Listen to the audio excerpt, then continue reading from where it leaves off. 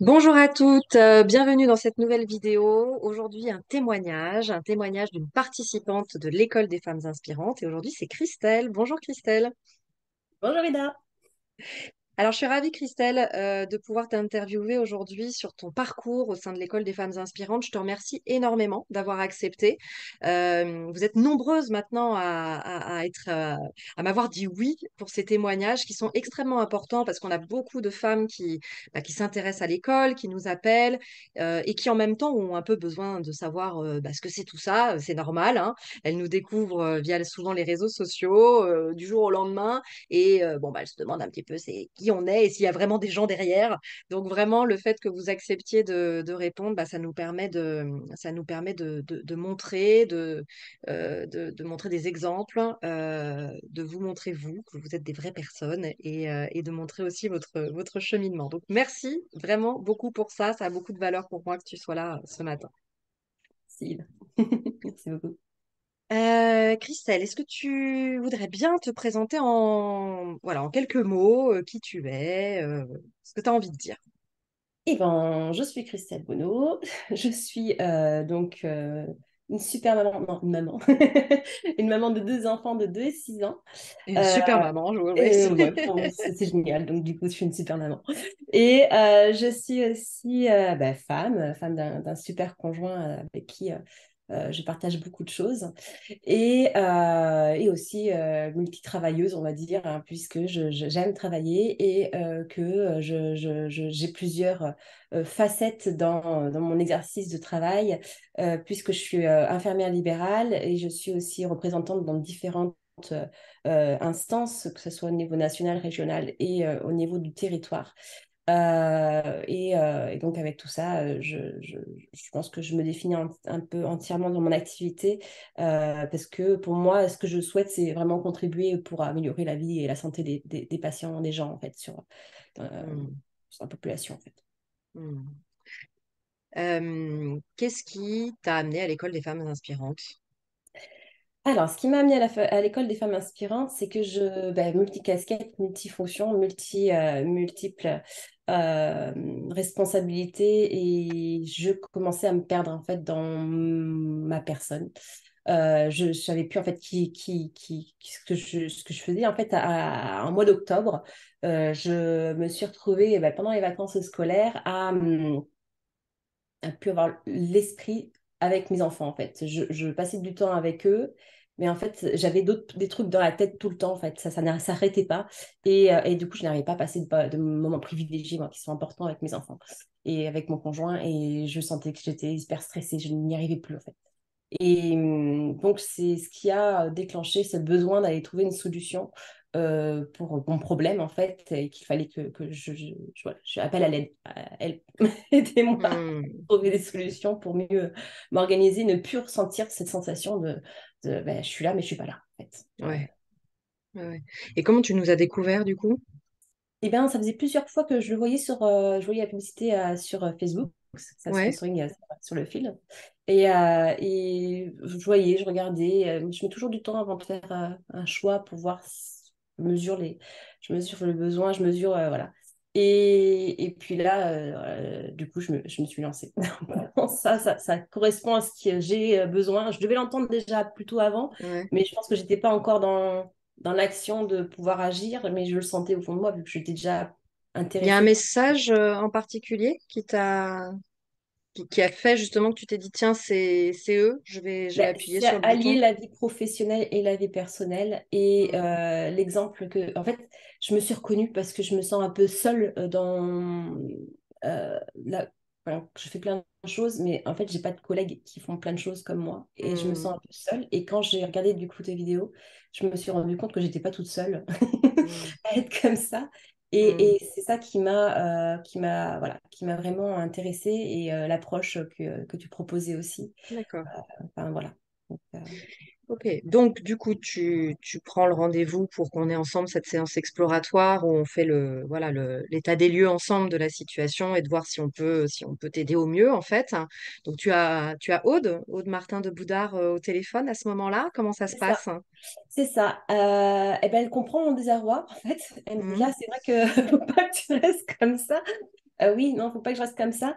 Et donc, elle m'explique comment ça fonctionne parce que c'était encore du temps en plus à consacrer, qui, dans mon agenda, était déjà. Vu que j'étais à un moment où j'étais en plein stress, mon agenda, je pouvais plus, je ne voyais pas comment je Mm, pouvais glisser ça dedans. mm, mm, Et donc, du coup, j'ai eu quand même un temps de réflexion avec mon conjoint aussi, parce que c'est un choix aussi, enfin, dans le jeu aussi, quelque part, c'est une formation financière aussi, il faut mm, financer du coup cette formation et s'engager par ce financement. Et donc, voilà, donc on s'est mis à deux, et elle a regardé un petit peu de son côté, j'ai regardé du mien, et puis on s'est dit, bon, qu'est-ce qu'on fait? Est-ce que là, j'investis sur moi? On investit sur plein de choses, ça aussi, ça m'avait marqué. On investit sur plein de choses, on n'investit pas sur soi. Et là, je me dis, mais en fait, pourquoi on investit sur... Je suis pas bien, je m'investis sur moi. Et je crois que c'est le meilleur des investissements, en fait, qu'on peut faire. mm. Et j'étais convaincue aussi, donc du coup, on est parti dans l'aventure de Ouais. cette formation sans savoir exactement ce que j'allais découvrir concrètement, parce qu'en plus, j'étais à une période où j'étais pas vraiment encore posée. Et, Mhm. euh, et donc voilà, donc c'est comme ça que je suis arrivée dans l'école des femmes euh, Ouais. au mois Ouais, d'octobre. super. T'as eu peur? Tu t'es posé des questions? Tu t'as résisté à un moment? J'ai résisté au cours de la formation au début. Est-ce qu'on me comprend bien? C'est toujours la problématique que j'ai Mm. individuelle. Est-ce qu'on me comprend bien? Parce que j'ai l'impression de ne pas être comprise. Je suis tellement plurielle que, que c'est compliqué de me saisir. Voilà, donc j'étais un petit peu dans cette méfiance-là. Enfin, progressivement, en fait, je me suis rendu compte que ça, il n'y avait pas de problème sur le fait qu'on puisse me comprendre, puisqu'en fait, je suis entourée de femmes qui sont un peu par la même problématique et la même vie que moi. Donc, Mm. voilà, pour moi, c'était rassurant d'avoir cet écosystème Ouais. sur lequel je pouvais me refléter. Donc, est-ce que je vais être bien comprise, bien prise en charge? Donc ça, tu as répondu rapidement à oui, tout va bien. La décision d'investir en soi et le fait finalement d'avoir trouvé du temps dans cet agenda déjà bien chargé. Alors ça, je pense que c'est souvent une question des femmes qu'on accompagne qui se disent, mais en fait, comment je peux faire pour avoir voilà, le temps d'aller dans les ateliers? Comment tu as fait? Alors, au début, vu que c'était du jour au lendemain, j'ai fait de la... ben, comme si les vidéos sont enregistrées, ben, j'ai pu les regarder ou les écouter. Je fais bout de route, hein, vu que je suis en voiture Mm. en tant qu'infirmière libérale, et je mettais du coup les vidéos en fond sonore, hein, concrètement, même quand je faisais des allers-retours sur Bordeaux pour mes réunions, etc. Voilà. Mhm. Donc, en fait, ça m'a permis de pouvoir un peu aussi voir l'ambiance, voir un peu comment ça fonctionnait, et puis donner envie d'y aller.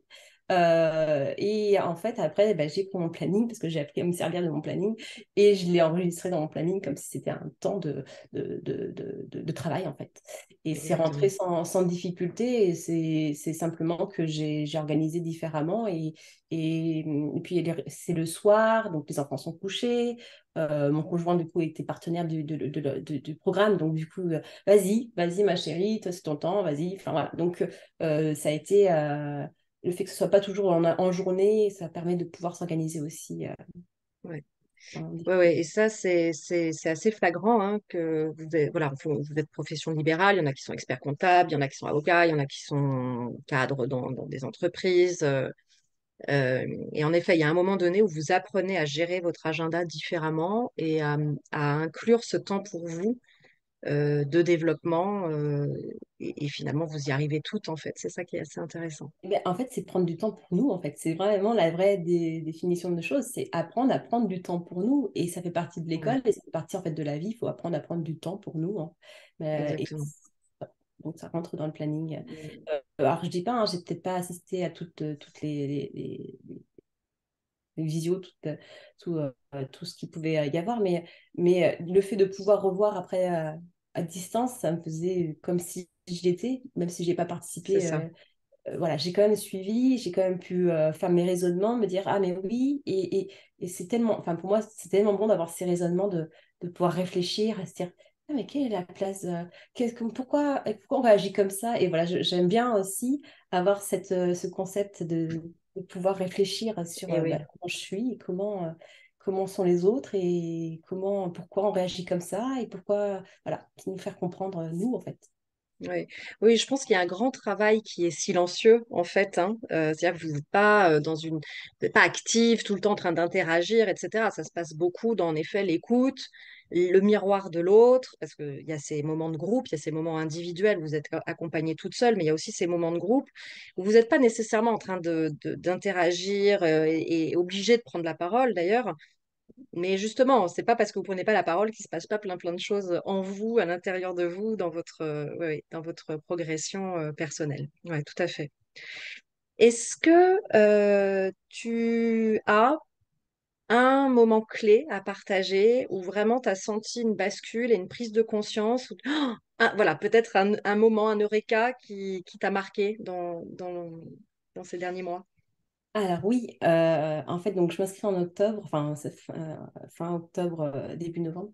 Je commence en novembre et donc tu réalises des bilans de fin de mois et fin d'année. Enfin, et donc je note et je prends conscience qu'en fait c'est souvent une répétition, un bégaiement sur des choses qui me prennent de l'énergie mais qui me conviennent pas, enfin des choses euh, voilà, qui me correspondent pas et je le répétais plusieurs fois avec mon conjoint, ça va pas dans ce côté-là. Le fait d'avoir plusieurs facettes, plusieurs activités faisait qu'en fait je compensais cette Hmm. activité par les autres. Sauf que la problématique, c'est de cette activité-là, c'est mon métier d'infirmière, qui est la base de Hmm. mes toutes autres activités. Ok. Et je prends conscience en fait aussi, donc confiance et confiance en moi, Mhm. que je suis capable de faire plein de choses. Et je ne m'en étais pas rendu compte. Je faisais des choses, mais en fait, je ne me rendais pas compte que j'étais capable. Et le fait de poser, ben, je me suis dit, ah, ben, j'ai fait ça, j'ai fait ça, j'ai fait ça, mais en fait, je suis capable, je suis capable. Et il y a un raisonnement qui s'est débloqué chez moi le 30 décembre, je peux même le situer en date. Ah. Euh, Après le bilan annuel, je crois. Comme un déclic, qui me fait, mais si je suis capable, c'est-à-dire que je suis capable de faire ce que je voulais faire dès que j'étais au lycée. Et au lycée, en fait, ce que je voulais faire, c'est que je voulais faire médecine. Et je me le suis caché. Enfin, j'ai fait un réel déni hein, sur cette ambition que j'avais à ce moment-là. Où en fait, je ne suis pas allée parce que j'ai vu j'ai dû redoubler ma terminale, je n'ai pas réussi ma terminale. J'ai fait un décrochage en fait au niveau de scolarité en seconde, première seconde, j'ai fait un décrochage. Et du coup, je me suis dit, je suis pas capable. Je suis pas capable de faire médecine, c'est pas possible, c'est pas pour moi. Je vois d'autres personnes donc j'ai redoublé, je vois d'autres personnes qui n'ont pas réussi à le faire alors qu'ils étaient plus forts que moi à l'école. Bah, voilà, c'est pas possible. En plus, milieu social à la maison, plutôt compliqué. Je suis la deuxième de quatre enfants et un seul salaire pour la famille qui est un SMIC. Voilà, donc derrière, je mets une pression aussi familiale. On me le dit sans me le dire, hein, tu peux y aller, ma chérie, mais en même temps, je le sens que cette pression financière, elle est là et qu'elle a toujours été. Et je me convainc que je ne suis pas capable et que je ne peux pas le faire. Et je mets ça Hmm. bien au fond, au fond, au fond, au fond, au point que des fois, même quand je travaillais sur des projets, un projet de santé sur ma CPTS, je me disais, mais comment ça se passe ces études de médecine? Je me suis jamais intéressée et j'avais comme un brouillard à chaque fois que j'en parlais. Et donc, ce 30 décembre, je me rends compte qu'en fait, que je suis capable. Et c'est donc d'être capable, mais je peux faire médecine. Pourquoi je ne deviendrais pas médecin du coup? Et donc, j'ai ce déblocage qui se fait à ce moment-là et j'en deviens persuadée. Je me dis, mais je reprends mes études. Je veux être médecin, en fait. C'est ça qui me fait vibrer. C'est moi de connaître le patient, de savoir ce qu'il a besoin, de pouvoir identifier, définir, faire ces diagnostics. J'aime réfléchir et pouvoir proposer des réponses qui viennent de moi. En tant qu'infirmière, je ne fais que agir par rapport à une ordonnance. Et je réfléchis bien sûr auprès du patient, mais je ne peux pas aller plus loin. Donc, je me le permets pas, je m'arrête. Et Hmm. pour moi, c'est frustrant. Et, euh, Hmm. et donc, du coup, je découvre qu'il y a une passerelle santé. Et voilà, je me présente à la fac de médecine et je vous dis la suite, c'est que j'ai été prise. Donc Et en oui! septembre, je commence la deuxième année de médecine du coup sur la fac de Poitiers à Extraordinaire. 37 ans. Félicitations, c'est énorme. Je sais que tu Merci. es venu nous annoncer cette nouvelle il y a quelques semaines. Et quel chemin, quelle libération. Oui, Euh, oui, oui, oui. tu... Ouais, ouais. Alors, ça n'a pas été simple, hein, parce que concrètement, j'ai une famille, j'ai un travail, j'ai des contraintes. J'ai des contraintes et ça a fallu faire cheminer aussi un petit peu à la maison, l'idée, etc., de revenir en arrière, en arrière. Et en quelque sorte, Florence m'a beaucoup aidée parce que j'étais en coaching avec Florence. Oui, Et Florence je me Beauchard, une de nos accompagnantes, oui, tout à fait. C'est ça, et je me revois au mois d'un mois de février lui dire non, c'est pas possible en fait. Je peux pas le faire. Et savoir que en fait, la lettre, il fallait que j'envoie au 15 mars. Hmm. Et elle me dit, mais pourquoi? Réfléchis bien. Qu'est-ce qui fait que ça marche pas? Alors, la dernière fois, tu m'as dit que c'était bon. Non, mais tu vois, les études, ça va être trop long, c'est compliqué, les enfants, etc. Enfin, je trouvais plein d'excuses, en fait, à ne pas y aller. À ne pas y aller. Et en fait, en travaillant ma lettre de motivation donc, elle me dit, vas-y, réfléchis quand même. Vas-y, ne pars pas le projet. Réfléchis bien. Je pense que tu es capable et que tu peux le faire et que tu... Donc, impulse, du coup, cette volonté que j'avais première, que j'ai refoulée parce que je me disais, c'est pas possible. Et, euh, donc, je travaille cette lettre de motivation et en fait, bah, tout résonne dans cette lettre de motivation. J'ai mis tout ce qui était moi, en fait. Cette lettre de motivation, Hmm. elle répondait exactement à ce que je souhaitais exprimer, je l'ai vraiment beaucoup travaillé. Et concrètement, j'ai l'objectif, j'ai pourquoi je veux le faire, pourquoi je le fais. Enfin, voilà. Comment tu as Et su ça, que cette lettre de motivation, c'était celle-là? Que tu étais vraiment en train justement de raisonner, comme tu dis, d'être exactement au bon endroit. Comment tu as su? et ben en fait, je l'ai retravaillé plusieurs fois. Ça sonnait pas, ça Hmm. résonnait pas en moi.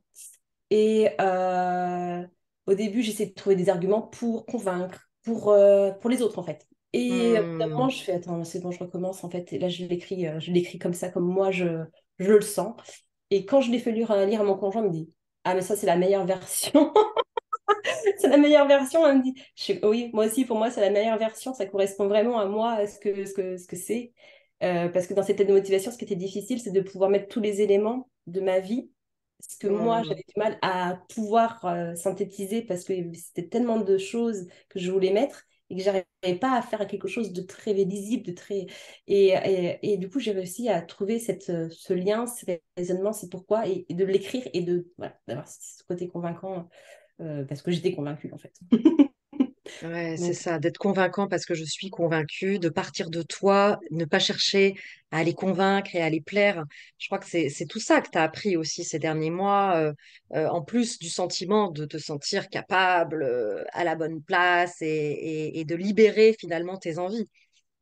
ouais, ouais, ça m'a Hmm. beaucoup appris en fait. Ben, ça m'a appris à me connaître moi et à mieux me lire en fait parce que Ouais, j'avais du mal à vraiment me lire qui j'étais, qui je suis, comment je suis devenue, pourquoi ouais, j'en suis là super. actuellement, pourquoi on évolue. Parce que je sais pas, il y avait comme une impression que on est comme on est, mais on l'est tout le temps, la même personne. Mais en fait, non, on Ouais. évolue et on évolue tout le temps en fait. Et il faut toujours s'interroger à savoir qui est-ce qu'on souhaite, qu'est-ce qu'on veut, qui on est. Euh, euh, voilà. Ouais. Magnifique, magnifique, magnifique. Comment tu vas t'organiser en septembre alors? Parce que c'était aussi un des sujets. Et bien en fait, il faut savoir qu'en troisième année de fac de médecine, en tout cas à Poitiers, c'est beaucoup de vidéos. En fait, ils font Ouais, quasiment tout en vidéo. Donc, je peux même super, rester chez moi pour apprendre, parce que la fac est juste à 1 heure et demie de mon domicile. d'accord, C'est juste le petit défi de plus. Donc, du coup, les 2 premières années, je vais faire à distance concrètement et je vais les faire très bien. de chez moi en grande partie. Et on réétudiera les choses en 2 ans. En 2 ans, c'est encore long. Pour Pour l'externat, s'organiser, les enfants grandissent encore un petit peu, etc. c'est Donc, ça. ok, C'est ouais, ça. génial, Et puis, du coup, trouver extraordinaire. l'organisation familiale, parce que mon conjoint actuellement est en congé parental et que Hmm. lui aussi se pose ces questions-là de vie personnelle, vie professionnelle qu'il aimerait équilibrer. Et, euh, Mhm. et donc, lui aussi, il faut qu'il trouve aussi sa voie là. Bon. D'ici là, on aura l'école des hommes-s. Bah, parfait.